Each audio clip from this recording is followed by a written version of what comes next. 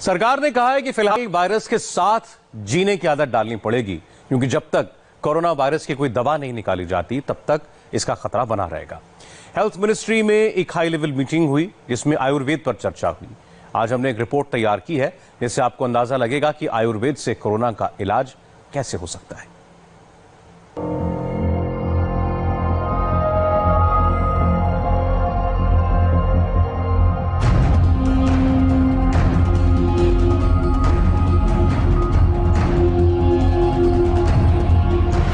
एक तरफ वायरस है तो दूसरी तरफ आयुर्वेद की ये 4 औषधियां हैं। एक तरफ वैक्सीन की खोज है तो दूसरी तरफ आयुर्वेद की शक्ति है। वायरस के इलाज के लिए अब देश के स्वास्थ्य मंत्रालय ने एक नए आइडिया को ट्राई करने की बात कही है। यह नया आइडिया है आयुर्वेदिक औषधियों से कोरोना का इलाज।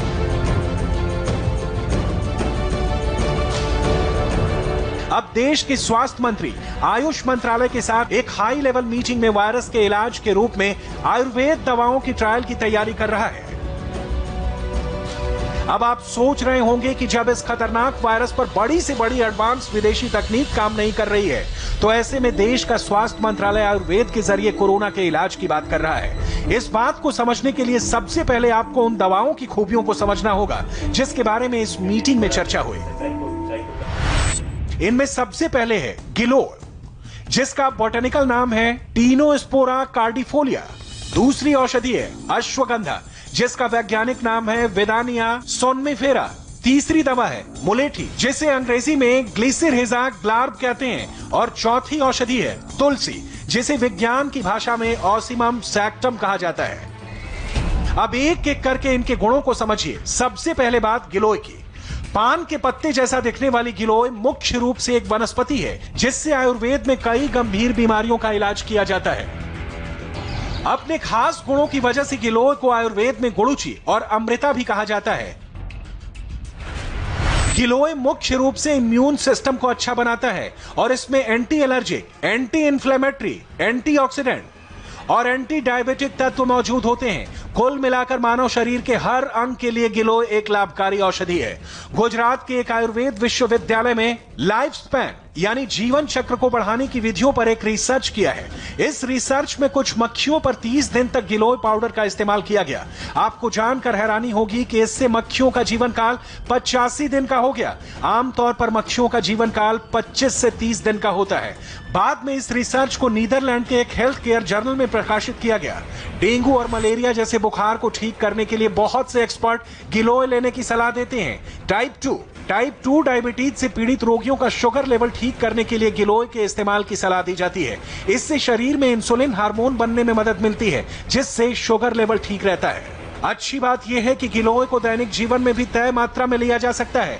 आयुर्वेद के कुछ आचार्य इसे सुपर फूड यानी शक्तिशाली खाद्य पदार्थ मानते हैं।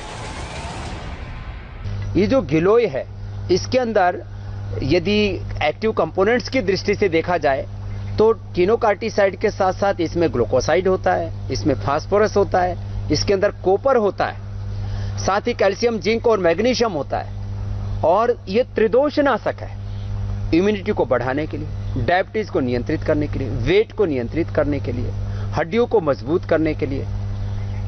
जो भी क्रोनिक डिजीज है कोरोना का खतरा उनके ऊपर बहुत ज्यादा बना रहता है। जितने भी क्रोनिक डिजीज है माने blood pressure, heart problem, asthma, diabetes, obesity और किसी भी प्रकार की जो क्रोनिक डिजीज है इंटरनल ऑर्गन से रिलेटेड उनको दूर करने में गिलोय की बहुत बड़ी भूमिका है। सर्दी, जुकाम, कफ, एलर्जी को तो इंस्टेंट बेनिफिट देती है गिलोय। इसलिए गिलोय सच में संजीवनी है। आयुर्वेद में नाम इसका अमृता है। घर में हम गिलोय, तुलसी, अदरक, हल्दी, काली मिर्च का काढ़ा ही पीते हैं, उससे इम्यूनिटी बढ़ती है। मैंने पहले ही दिन से बताया है। अब अच्छी बात है उसको।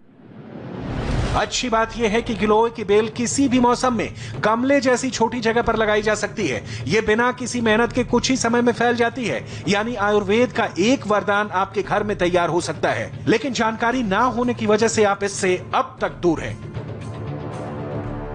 गिलोय के बाद आयुर्वेद की दूसरी औषधि का नाम है अश्वगंधा। अथर्ववेद में भी अश्वगंधा के बारे में विस्तार से बताया गया है। इसमें मौजूद एंटीऑक्सीडेंट इम्यून सिस्टम को मजबूत बनाने का काम करता है, जिससे रोगों से लड़ने की शक्ति मिलती है। सबसे खास बात यह है कि अश्वगंधा व्हाइट ब्लड सेल्स और रेड ब्लड सेल्स दोनों को बढ़ाने का काम करता है, जिससे इम्यून सिस्टम अच्छा होता है। ब्लड में हीमोग्लोबिन का स्तर बढ़ाने की वजह से अश्वगंधा बैक्टीरिया और वायरस के संक्रमण से बचाव कर सकता है। इसके अलावा अश्वगंधा में नर्वस सिस्टम को मजबूत करने वाले बहुत से गुण भी पाए जाते हैं। कई रिसर्च में यह बात सामने आई है कि यह औषधि शरीर में रिएक्टिव ऑक्सीजन स्पीशीज का निर्माण करती है, यानी इससे शरीर में ऑक्सीजन की कमी दूर होती है।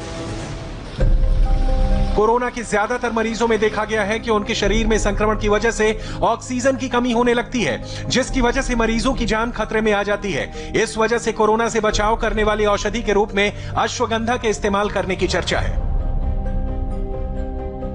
आयुष की कुछ दवाइयां जैसे अश्वगंधा है, यष्टि मधु है, या गुडुचि पिपाली है, या आयुष 64 है, ये दवाओं के बारे में व्यापक क्लिनिकल ट्रायल्स आज शुरू हो रहे हैं। ये सारे मंत्रालय मिलकर कर रहे हैं देश में, उन लोगों के ऊपर जो हेल्थ वर्कर्स हैं, हाई रिस्क एरियाज में काम कर रहे हैं।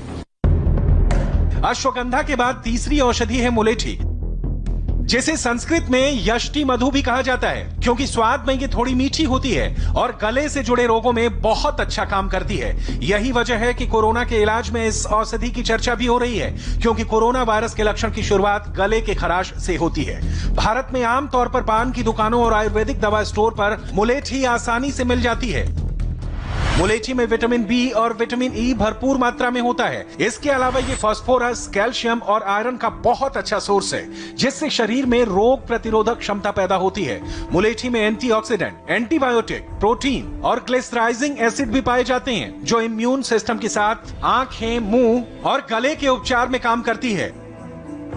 मुलेठी भी एक बहुत अच्छी औषधि है। मुलेठी में कैल्शियम होता है, इसमें ग्लिसराइजिक एसिड होता है, एक फाइटोकेमिकल होता है, तो यह भी बहुत उपयोगी है। और ये कफ के लिए, कोल्ड के लिए एंटीऑक्सीडेंट के तौर पर, एंटीबायोटिक के तौर पर, किसी के मुंह में छाले आदि हो जाते हैं उसके लिए भी, वैसे किसी का पेट बहुत खराब होता है उसके लिए भी बहुत अच्छी होती है। तो मुलेठी भी हमारे यहाँ योगों से लोग सर्दी जुकाम के लिए तो मुंह में मुलेठी, काली मिर्च, तुलसी, लौंग आदि जो है वो चूसा ही करते थे। आयुर्वेदिक दवा के रूप में अब आपको उस औषधि के बारे में बताते हैं जो एक पूजनीय पौधे के रूप में देश के लोग अपने घरों के आंगन और बालकनी में लगाते हैं। इस पौधे का नाम है तुलसी, जिसे आयुर्वेद में इम्यून सिस्टम को दुरुस्त बनाने का भंडार माना जाता है। वैज्ञानिक भाषा में बात करें तो तुलसी में एंटी इंफ्लेमेटरी, एंटी माइक्रोबियल और एंटीऑक्सीडेंट गुण पाए जाते हैं, जो शरीर में इन्फेक्शन रोकने का काम करती है। कई रिसर्च में यह साबित हो चुका है कि तुलसी के इस्तेमाल से सर्दी, जुकाम और सांस नली में आई सूजन को ठीक करने में मदद मिलती है। तुलसी से शरीर में कोर्टिसोल नाम के स्ट्रेस हार्मोन को कम किया जा सकता है, जिससे तनाव और थकान में कमी आती है। इसके अलावा तुलसी के इस्तेमाल से अस्थमा, ब्रोंकाइटिस और फेफड़ों में संक्रमण से बचाव किया जा सकता है। अब आप समझ गए होंगे कि आयुर्वेद की इन दवाओं में कितने गुण हैं, जो कोरोना जैसी बीमारी के लिए सबसे ज्यादा चर्चा में है। देश के स्वास्थ्य मंत्री आयुष मंत्रालय के साथ एक हाई लेवल मीटिंग में आयुर्वेद की इन दवाओं के इस्तेमाल के बारे में चर्चा कर रहे हैं।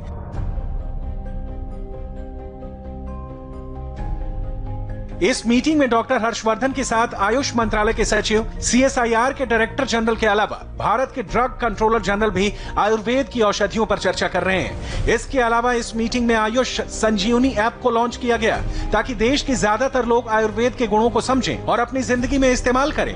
आयुष संजीवनी ऐप के जरिए आप आयुर्वेद और होम्योपैथी से जुड़ी तमाम जानकारियां लेकर अपनी और अपने परिवार को स्वस्थ बना सकते हैं। तो जो आयुर्वेद की जो इनहेरेंट ताकत है, उस ताकत का जो वास्तविक इस्तेमाल है, जिस मात्रा में देश और दुनिया के लिए होना चाहिए, वो शायद हो नहीं पाता है।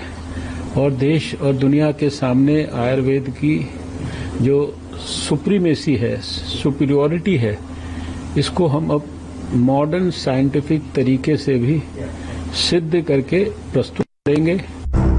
अब आप ये समझ सकते हैं कि कोरोना के बचाव में आयुर्वेद की भूमिका कितनी अहम है। वैसे बदलते दौर के साथ भारत में आयुर्वेद की जानकारी धीरे धीरे कम होती चली गई, लेकिन इसके ज्ञान के इस्तेमाल से दुनिया भर में बहुत देश सेहतमंद होने के साथ ही अमीर होते चले गए। आज से करीब 2500 वर्ष पहले आयुर्वेद का ज्ञान बौद्ध भिक्षुओं के माध्यम से दुनिया भर में फैला। दुनिया में जहां जहां भी बौद्ध धर्म फैला, वहां लोगों को आयुर्वेद के बारे में जानकारी मिली और सबसे पहले सेंट्रल एशिया, तिब्बत, श्रीलंका, चीन, जापान और इंडोनेशिया में बौद्ध धर्म के जरिए आयुर्वेद का ज्ञान पहुंचा। आज के दौर में पूरी दुनिया आयुर्वेद को अपनाना चाहती है, लेकिन भारत के लोगों में इसका चलन कम होता चला गया। अब कोरोना जैसी महामारी की वजह से आयुर्वेदिक औषधियां फिर से चर्चा में हैं। अब आप इस आयुर्वेद के खजाने का कितना फायदा उठाते हैं, ये आप पर निर्भर करता है। कोरोना की वैक्सीन जब